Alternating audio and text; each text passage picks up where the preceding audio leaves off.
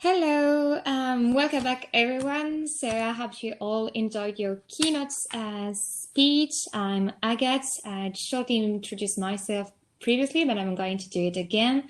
I'm one of the NEXTEUK team manager, and I'm also a postdoctoral researcher at Queen Mary Center for European Research. So today I will be the chair for this panel on British Euroscepticism and populism. We're going to talk about British Euroscepticism and populism, sorry. And to do that, we'll hear four papers. To do that, just like Sarah, I've got my red object. If I wave it, it means that you have to finish your last sentence. And if you're still running over time, I'm truly sorry, but I will have to cut you. So everyone has enough time to present their paper, to discuss the papers, and also time for the Q&As. Right now, I'm going to ask Agnes, Franco, and Stein to appear on the screen. I see that Stein, you already requested me to appear on screen. Hi, Stein. Hello. Can you hear me? Yeah. Okay. Agnes is here. So I will firstly ask Agnes to present her paper. So Agnes is from the Université de Bourgogne, and her paper is entitled David Cameron, Boris Johnson, and the Populist Hypothesis in the British Conservative Party. So Agnes, I'm really sorry, you will have only 3 minutes to present your paper. I know this is really short. And during this time, I will ask Stein and Franco to cut their sound, so we don't have other sound. And here we go, Agnes, you've got 3 minutes. Okay, thank you very much, Agathe, and thanks to you and Julie and Sarah for this wonderful organization. So what I wanted to do in this paper is to approach the tricky question of populism in the British Conservative Party, but through a specific lens, which would not only be ideological or focus on the party's agenda and rhetoric, but also organizational, meaning the use of devices and strategies which are meant to remove any intermediary structure between the leader and the people. So these are two variants of populism that Peter Mayer called substantive and procedural populism, which I'm going to rely on. And my basic assumption was that if Brexit is actually defined as a populist moment, now the two defining phases of Brexit, which are the referendum organized by David Cameron and the current phase of implementation under Johnson's premiership, can offer what seems to me to be relevant illustrations of the two versions of populism proposed by Mayer. Now, Cameron's style of leadership in the run-up to the referendum of 2016 reveals a series of elements that can account for Mayer's definition of procedural populism. That is first non-partisan rhetoric through, for example, the big society agenda, especially in the run-up to the 2010 election, but also governing practices like the recurrent use of the referendum, 3 in a row, if you remember, between 2011 and 2016. And third element, party organizational reforms, like, for example, the experiment of open primaries to select parliamentary candidates in some constituencies. Yet, this attempt to sideline the party as a mediating structure between the leader and the people failed in the light, of course, of Cameron's resignation as both leader and MP for the Conservative Party. So, in a way, the leader left, but the party survived. But to some extent, this period of modernization under Cameron paved the way for the rise of a return to a more traditional definition of populism, what Mayer would call substantive populism, embodied by Boris Johnson in his strategy to capitalize on 3 things in particular: popular protest, especially with Brexit and especially on Brexit, but also anti-establishment rhetoric, against the gridlocked parliament, for example, or judges, I've mentioned that earlier, and depoliticization, especially in the run-up to the last general election. But actually, in doing so, I think Johnson firmly relied on the conservative base and structure, and restored the status of the party as an essential link between the people and the leader, somehow paradoxically.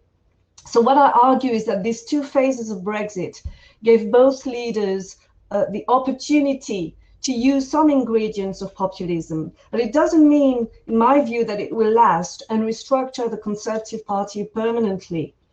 Cameron's procedural populism quickly disappeared, and Johnson's substantive populism may also fade away, whatever happens to Brexit, by the way. And if so, this would reveal as much the institutional resilience of the Conservative Party as, I would say, the conceptual weakness or fragility of populism. So I would stop here, of course, and I look forward to have comments and questions. Very much. That was the perfect timing. So now I will let Franco introduce his paper, which is the tabloidization of the Brexit debate, power to the British people. Thank you very much, Agnes, once again. And Franco, the floor is yours. Okay, thank you very much all, and thank you, Valita. Okay, in a nutshell, basically my paper discusses how the British tabloid press mobilized the people during the coverage of the Brexit referendum campaign. So in my paper, I conducted a linguistic analysis to show that, or rather how discourses of the press really revolved around the typical nationalist and populist rhetoric of freedom, control, and us versus them, and so on and so forth, right? So especially with the antagonization of the British people on the one hand and other people on the other hand, right? Whether that may be the migrants that the EU allows to come into this country, or the elite in Brussels, or Westminster for that matter. And I'm sure that you're all familiar with all these discourses, right? And in this sense, you might even say, well, these findings are hardly surprising because we've heard them so much. But my argument really is that these discourses were not simply a recontextualization of the themes of trade, migration that really dominated the official campaigns and also public discourses in general. But actually, they were part of a larger political agenda of tabloids. In fact, in my paper, I discuss how historically we've had years of coverage of negative coverage of Europhobic, I would say, coverage of the EU and EU politics. I'm thinking, for example, the infamous Sun headline, Up Yours, Delors, or the trivialization of politics, victimization of the UK. The EU wants to ban our capitals, and so on and so forth. And this, what I'm claiming, this really worked as a sort of pre-legitimization of Brexit for the tabloid readership, right? So in the sense that the audience became sort of, Brexit became sort of idealized and at the same time normalized with the audience. And this happened well before Cameron called for the referendum. So I'm also pointing at the fact that it's important to recognize that this ideological push continued after the referendum, right? As we saw the tabloids again mobilizing the people, and this time it was around this idea of Brexit as the implementation of the people's will, right? And effectively, they also delegitimized anyone, thinking the judges or any democratic process standing in the way of that particular will. So again, here, my contention is that these discourses ultimately have contributed to the institutionalization of harder and harder forms of Brexit, right? And that's where I'm going to stop, but obviously this is still a very much work in progress.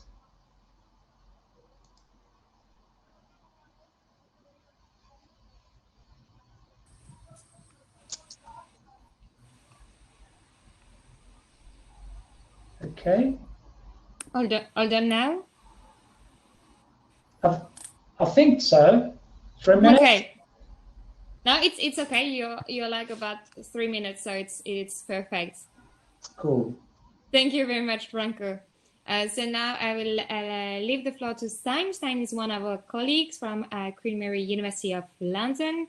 He's also part of the NEXTEUK project. And so Stein, you will have about 2 to 3 minutes for each paper so you can give your thoughts and your ideas about those 2 papers. Yeah, thanks very much. Can you hear me now? Is my microphone on? Yeah? Okay. Perfect. Thanks so much for the 2 papers. I read them with great interest. I wrote down some notes and I'll sort of read them out because then I'm sure I kind of stick to the limited time I have. Both focus on very relevant theme, I think. So populism in the context of British politics, Brexit, also Boris Johnson. And I think that's very relevant because in sort of everyday language, this term is so often used to describe current British politics or Brexit in particular. So I think we as academics need to scrutinize such claims and also try to provide some more conceptual clarity. So I think both papers are really an effort in that broader aim. So I'll start with the paper of Agnès. I thought the paper was very well written, informed, and again touches on a very relevant theme. So I certainly think there are the ingredients for a very interesting paper, or perhaps 2 papers, and that sort of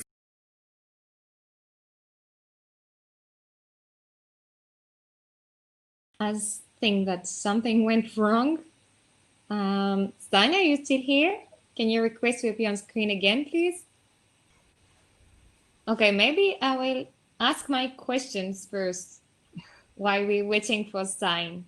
Okay, let's do that. So I really like your 2 papers. My comments will be, I think, less relevant than Stein because it's specialized on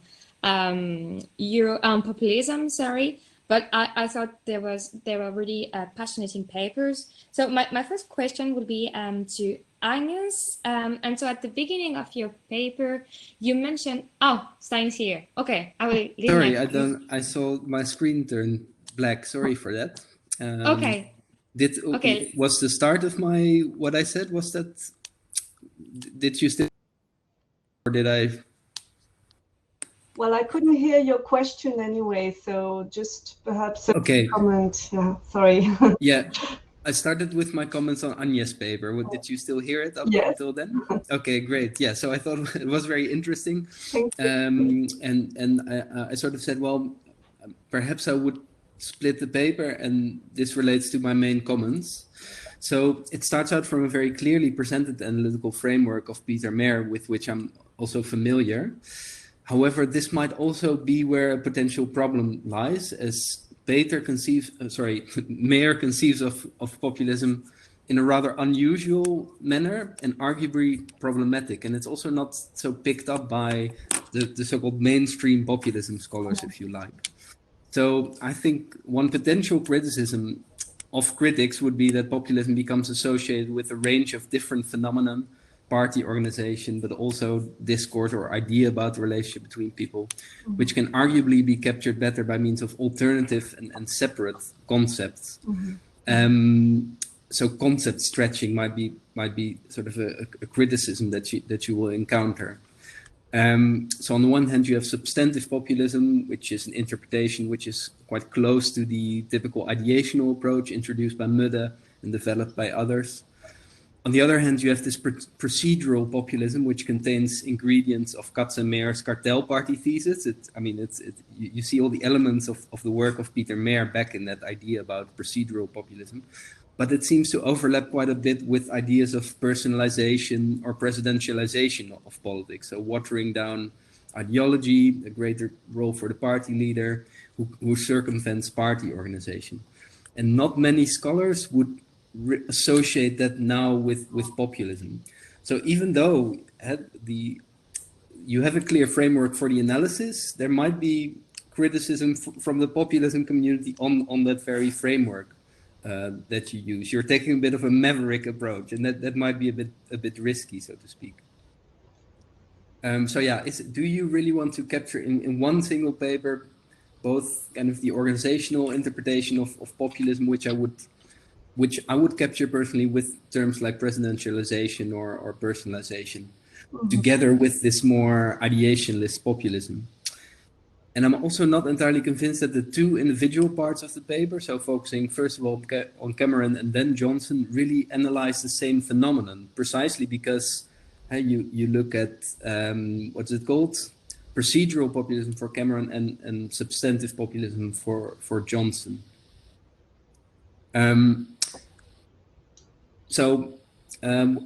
What I would perhaps suggest is split up the paper and for one paper focusing purely on this substantive populism or an ideational approach to populism, which I think is very interesting if you could compare with this concept the different prime ministers that we have, so Cameron and Johnson, but also May, and see whether it's sort of true that Johnson can be seen as more populist than the other. I see a red card. So that's the main. I guess the main point. I have some more which I can send to you. Mm-hmm. The final thing is that also within the way you describe substantive populism, there is some conceptual slippage and stretching going on, I think. So, for instance, you say at one part, populist leaders display a tendency to distort reality and build a narrative where truth is no longer the priority. Within the ideational approach, that's not really considered as real populism. It's more sort of how people in everyday language kind of abuse the term as a general term of abuse for the political opponent, if you like. And also the relationship with anti-immigration agenda and certain socioeconomic policies. The ideational scholars of populism would say that's not related to populism, because populism is purely about this relationship between the elite and the people, and it can attach itself to various ideology, among which the radical right, which focuses very much on such issues of immigration and globalization. So yeah, that's the main point, all related to this kind of conceptual approach. Franco, I believe this I still have some time, right? For this was just a red card for the first page. This was just a red card for one, yes. Yeah. Franco, also very interesting contribution, and for the same reason, very, very relevant. I believe this paper that I read is already accepted. So my comments don't really matter in that regard. But I also try to. I have some perhaps ideas for follow-up projects. So it's based on very comprehensive analysis of newspaper articles, raises interesting and as far as I can see, very valid points. So I kind of agree with all the arguments that it makes on the basis of the analysis. One thing that I have issue with is one contribution it identifies. So I would say the paper doesn't really provide evidence of how tabloid populism was a driving force of the Brexit vote. That's a claim that's made a few times. So the paper does not really assess the influence of the tabloid press on public opinion. So the fact that the tabloid press reproduces and amplifies the key arguments of the Leave campaign is not automatically evidence that this had an effect on public perceptions. And this relates to the question of whether the media are able to influence public opinion or whether they primarily reflect pre-existing attitudes and opinions. Of course, there's sufficient scholarship now that shows that media priming and framing matter, is able to influence people's perception, opinions, but also what people find important. But I don't think this paper really investigates this, and it needs to be a bit more careful in claims about its contribution.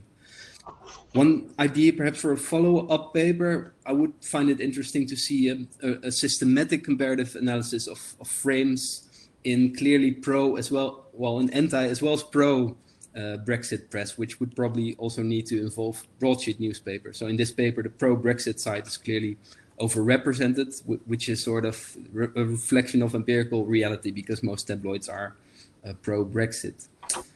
Suggestion for, I would also look at the book, if you're continuing with this research, perhaps have a book, the 2003 book of Juan Diz Medrano, Framing Europe, which also looks at the way Europe is framed from kind of a historical perspective, but also by mainstream press, not tabloid press. And it compares the UK, Germany, and Spain. So I think there are some interesting observations or theoretical starting points that book might offer.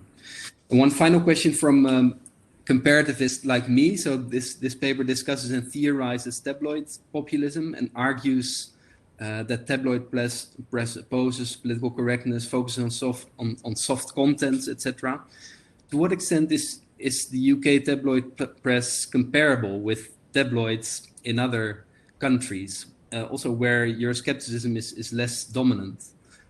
So more generally, what lessons can we draw from this case study of the UK if we want to understand tabloid populism in other countries in general, or perhaps specifically related to the issue of European integration?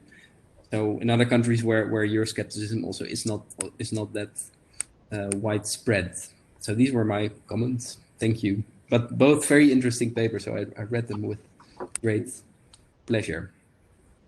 Thank you very much. I will now let some time to Agnes and to Franco if you want to answer Stein's comments, maybe in 2 minutes maximum, if you could. That would be perfect. Thank you very much. Okay. Well, thank you very much for your comments, and I really agree with you in the sense that, of course, Mayer's paper was a very contextual one. His objective was really to show the evolution of party politics and define the rise of the cartel party. And so his paper was actually placed within the literature of party politics and not in the literature of populism. But this is also what I found interesting in the sense that the concept of populism is also very extensive. And you mentioned the ideational, Mudd's definition, for example, but you can find also a diversity of approaches which make it very flexible and adaptable to different situations. So I thought that using Mayer's approach was a way perhaps to try and move out of the literature on populism and approach the subject differently in terms of party politics. And it seems to me that it was original, especially as the what he called the procedural populism of David Cameron is also the description of a phase which seems to be, to me at least, to have prepared the ground for the emergence of Brexit and of Johnson's kind of populism, in the sense that, of course, his modernization agenda was about organizing referendums, having more citizen participation. And this, what I thought, was a way of preparing perhaps the ground for Johnson's approach to, substantive populism. So I agree with you, but I would say that I approached the question from a different angle as scholars of populism, if I can say so. And I really want to look at the organizational and ideological evolution of the Conservative Party, and not so much as really the rise of populism in the Conservative Party, if you see what I mean. And you also, just to answer your point on post-truth, again, I think that there are other approaches to populism which are interesting. I'm thinking about Michael Frieden, for example, who talks about the question of emotions and post-truth as also an element of populism. So, and I think this is what is interesting about populism, this diversity of views which actually makes it possible to analyze the question of Brexit through different angles. So, but I understand your vision of my paper as two separate papers, and I think I would very much agree with you on that and think about that as well. Okay, thank you. Thank you. Franco, do you want to go? Yes, thank you, Steen. Spot on. I think I can't argue with your point. I mean, I agree. The question of media effect, media impact, it is huge. I mean, it's a huge debate, and audience reception, again, it's another huge field.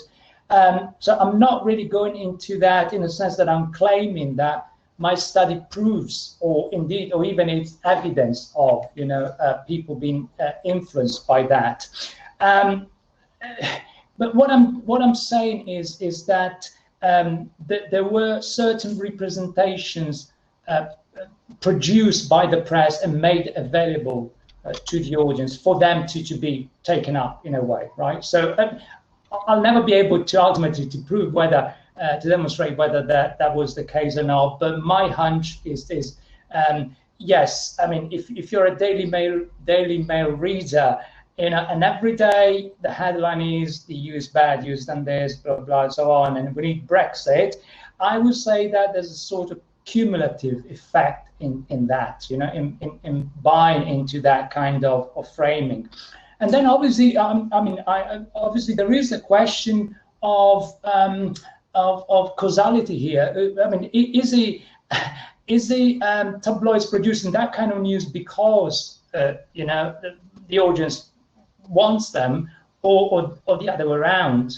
Because, you know, it's a very complex issue. So what I'm saying here is that historically there is this continuity of a very Eurosceptic discourse from the tabloids press. That links into your other comment about the tabloids in Britain. To me, it's a unique culture. Again, historically, there are specific historic, social, economic conditions whereby we now have a tabloid culture. You know, tabloids sell much more than other titles, and they are influentials. They are influentials, right? So yes, with those limitations, I would say that was the point of my paper, to show how Brexit was represented. Yes, let's leave it for another paper or another study, you know. Absolutely, we need to look into that. I'm not claiming that this is evidence of that. I'm just offering a particular take on discourse of Brexit and how they, you know, unfolded. And because ultimately the media is there as one of the main actors, right? So we got institutions, media, and citizens, and it's all the interplay of all of them. I will look. Thank you for suggesting that title. I will look at it. Yeah, framing, absolutely. I got, again, my feeling is that different press coverage in Europe have different traditions and different ways of talking about Europe. Yes, thank you. Very much to all the three of you. I'm truly sorry, but I'm going to need to expel you so the second round can take your seat, but you will come back later when it's time for question and answer. So I will kick you out kindly, and then I will ask Gulay, Luca, and Sophia to request to appear on screen. Luca is here. Hi. Hello. Gula should appear, and Sophia has requested to appear on screen too.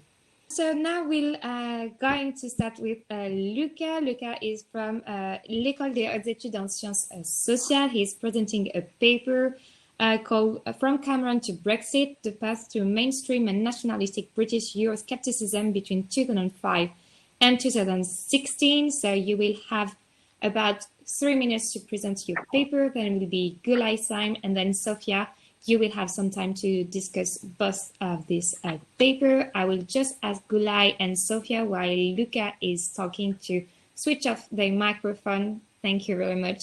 And Luca, the floor is yours. Yes, thank you, Agathe. So as you said, my paper is about the evolution of British Euroscepticism, especially in the 11 years before the referendum. So contrary to other national oppositions to Europe, British Euroscepticism has been visible and present in British politics for at least 70 years. And in the first decades of British membership, British Euroscepticism gained visibility, and it mostly did so on the right of the political spectrum. But it is, however, only from 2005 on that it started to move beyond intra-party politics and to enter the mainstream. So following the election as party leader of David Cameron in 2005 and of Nigel Farage in 2006, a clear competition emerged on the right with the European question at its core and pushed British Euroscepticism at the forefront of British politics. Confronted with the response to the Eurozone crisis at the start of his premiership, Cameron continuously adapted to British Euroscepticism, mainly as a political strategy. So in 2011, he vetoed the UK's participation in the fiscal compact. And in 2013, he eventually accepted to hold a referendum on EU membership. Cameron's adaptation to British Euroscepticism actually accompanied, if not helped, UKIP's continued electoral successes at the 2014 European elections and at the 2015 general election. So by 2016, British Euroscepticism had already become a major force in British politics.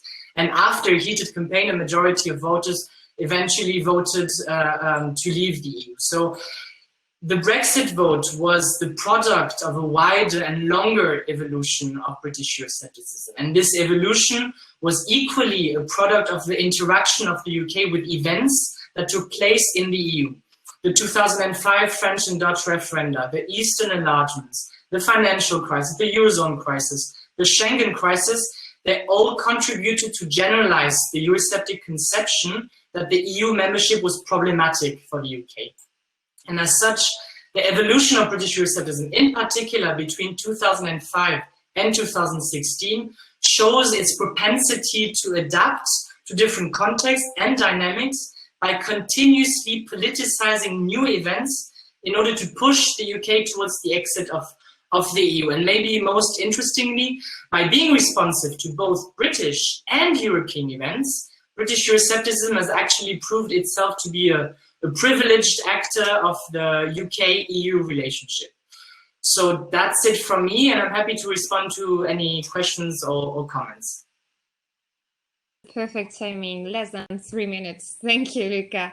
Thank you for your presentation. I will now leave the floor to Gulay for her paper, The New Era British Euroscepticism, Opposing the Expansion of Differentiated Integration and Sailing for an Alternative Beginning. So, Gulay, you're an independent blogger, and you're like a bit the only non-academic here, so we're really happy to have you today. The floor is yours. Okay, thank you, Agata. In my paper, which is, I'll be just talking for 3 minutes, so I'll be very brief. I'm interested to find out about the main characteristics and features of new era of British Euroscepticism. In order to do this, I like to study the narrative that have been put out in the years between June 2016 and January 2020 by the leading Eurosceptic political actors, be that political parties or political campaign groups. More specifically, I like to investigate those Eurosceptic political actors' positions expressed at the main critical junctures that occurred in the British politics in the mentioned 4-year period on the following. EU in general, or the UK's EU membership, the UK's withdrawal from the European Union, the transition period, and the UK's future relationship with the European Union. I will analyze if there is a shift in the narrative coming from these Eurosceptic political actors between the critical junctures over the time, and if they are forming a united and coherent argument, or if they are reactive or conciliatory, and what theoretical framework can help to explain this. Just a little bit on critical junctures. The concept of critical juncture is coming from historical institutionalism, and by which I mean the periods during which the leading Eurosceptic political actors were provided with another opportunity to put out their Eurosceptic narratives to the British public. And I identified the European Parliament elections of last year, May 2019, as one of the critical junctures I will be looking at, purely because people weren't, the UK or the British people weren't really expecting to take a part in these elections, but then nevertheless we did. And then this gave an opportunity to a lot of political parties and all the Eurosceptic political actors to express their views on the European Union. And also it provided an opportunity for Eurosceptics to establish another political party, the Brexit Party. So these are the junctures I'll be looking at to find out what the narrative has been, has it changed, what does it mean, and how did it contribute to the new era of British Euroscepticism. Thank you. I will now leave the floor to Sophia to discuss the two papers. We'll start with Lucas, if it's okay for you. So you will have 2 to 3 minutes and then 2 to 3 minutes to discuss Gulai's one. Yes, can you hear me? Yes, okay, perfect. So first of all, thanks for inviting me to discuss these really very interesting papers, and generally the panel is right spot on what I'm working on. So it's great to have this discussion with fellow people interested in British Euroscepticism. I've got a few comments for both papers. I mean, one thing I should say is that the panel works really nicely as a whole, and the papers speak to one another, although it seems to me that some of them come from, have different assumptions, as it were. And one thing I would like to question when it comes to Lucas' paper, and this is not a criticism, but I think it's certainly something that needs quite a lot of strengthening in the paper, is what is mainstream Euroscepticism in general, and what is mainstream Euroscepticism in the British context. I could foresee a paper, a parallel paper to yours, talking about mainstream Euroscepticism in the British context as being a long-term phenomenon, or precisely much longer term than the way you presented. So echoing Franco's paper just recently, he's taking a much more longer view, talking about mainstream Euroscepticism than you, right? So is it mainstream Euroscepticism in comparison to how it was before 2005 in the UK, or is it mainstream Euroscepticism in comparison to how Euroscepticism is being articulated outside Britain, for example? So I think this is something you would need to conceptualize a little bit more and define a bit better, because at the moment it could be criticized from multiple angles. Another thing I wanted to say was, I guess the second key point I wanted to mention was your argument about all these things essentially happened because a lot of events happened, right? And you talk about the Schengen crisis, refugee crisis, economic crisis, and so on.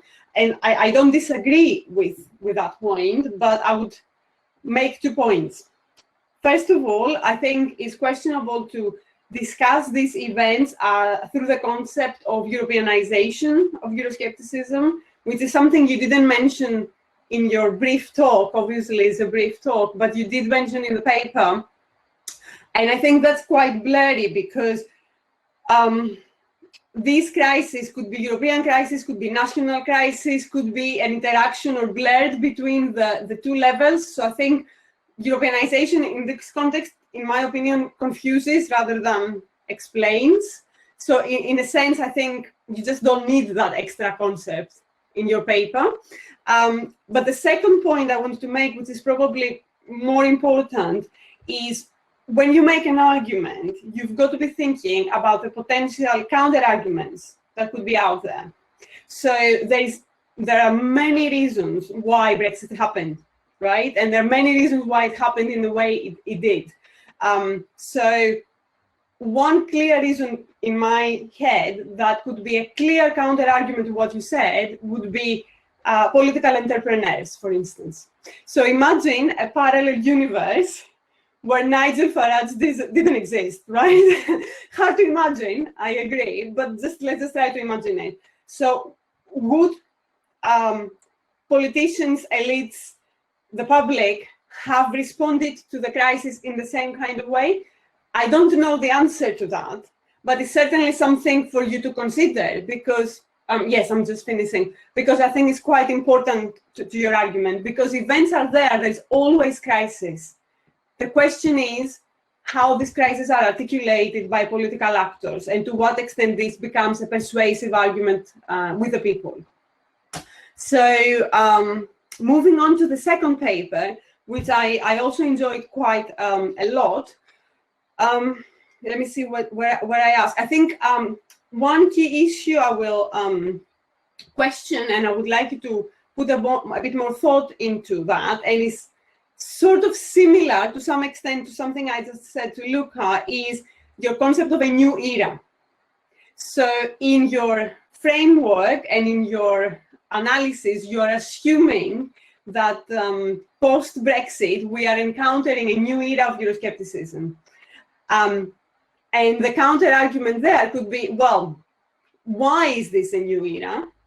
And if anything, this is something you can prove through your analysis, as opposed to assuming a priori, if you see what I mean. Because again, the counter-argument could be that there are many reasons why the British public and Britain in general has been Eurosceptic over time. It could be geography, it could be history, it could be political reasons. There's so many reasons, and geography and history haven't changed. They're there, right? They have been there for many years. They'll still be around, you know, history of imperialism and so on. So I think I'm not questioning whether it's a new era per se, but I think what I'm saying is that this is something for you to test, as opposed to assume. So the starting point could perhaps be, well, everything happened, all these things happened until the referendum, and now we've got a new era in the sense that the UK is negotiating its exit from the European Union. It is actually an empirical question, or whether Euroscepticism and its features have changed in that period. The second point I wanted to make was you made a point about critical junctures, and I quite like critical junctures, but I'm not quite sure how you're going to use them in your analysis. So, I mean, you can identify them based on events, and that's totally fine, but are you expecting that the nature of Euroscepticism might be different depending on the juncture, or depending on its sub-period, as it were? The third point that I would like to make is that to be able to test whether post-2016 we are encountering a new era of Euroscepticism, you will have to compare it with the era before, or at least some time before, because otherwise you won't be able to say anything. So it's up to you whether you want to take a longitudinal approach, for example, you know, coding documents for the last 15 years, let's say, or you might want to decide that I'm going to take another critical juncture from the 90s or from the noughties, for instance, and compare 2 or 3 over time. How was the discussion? How was the debate around these junctures? And actually see, you know, what are the differences and similarities, if any. I mean, I don't want to bog you into the details, but I think you have a lot of sources that you want to investigate, and my advice would be to just choose one, because you talk about speeches, newspaper articles, and so on, and each one of them comes with a wealth of data, and it would be worth for you to actually decide what you want, because if you look at speeches, then your unit of analysis is politicians. If you use if you use media, then your unit of analysis is newspaper articles. So the focus of the paper is very, very different. So I think I'm going to leave it at that. And I'll say again, thanks for the opportunity that you gave me to comment on these papers.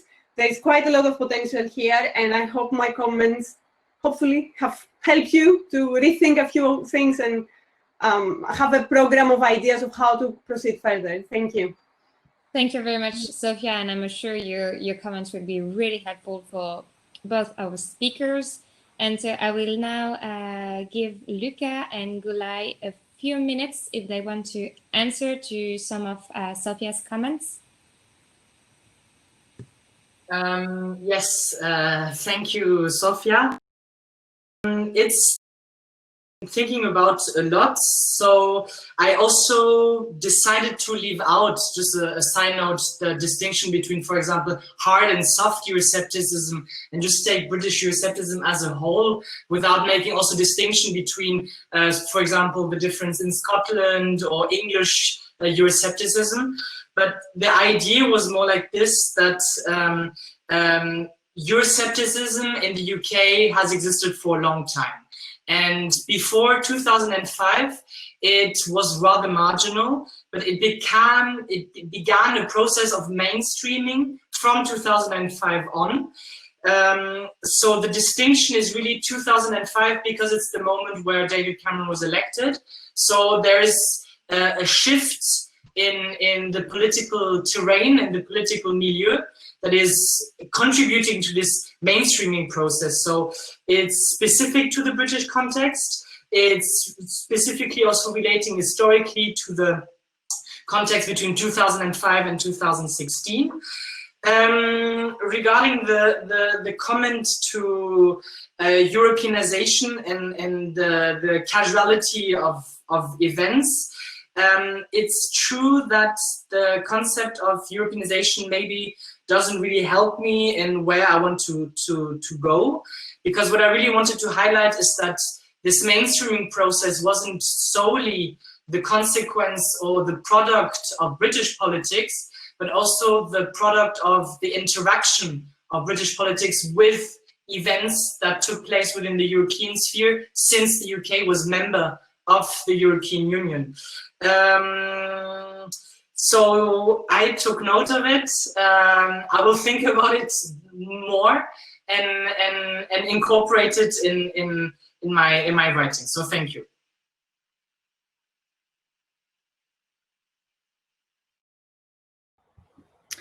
Sophia, thank you very much for your feedback and your comments.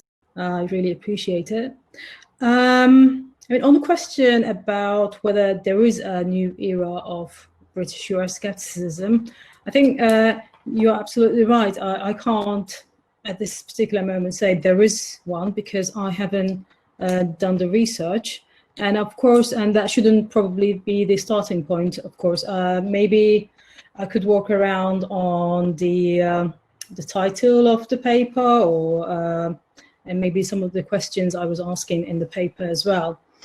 But my assumption is, if UK has voted to leave the European Union, then in June 2016, then the debate must have changed, because the Eurosceptics who wanted Britain to leave the EU cannot have the same arguments as a country that has voted to leave, because it's moving towards becoming a non-member state.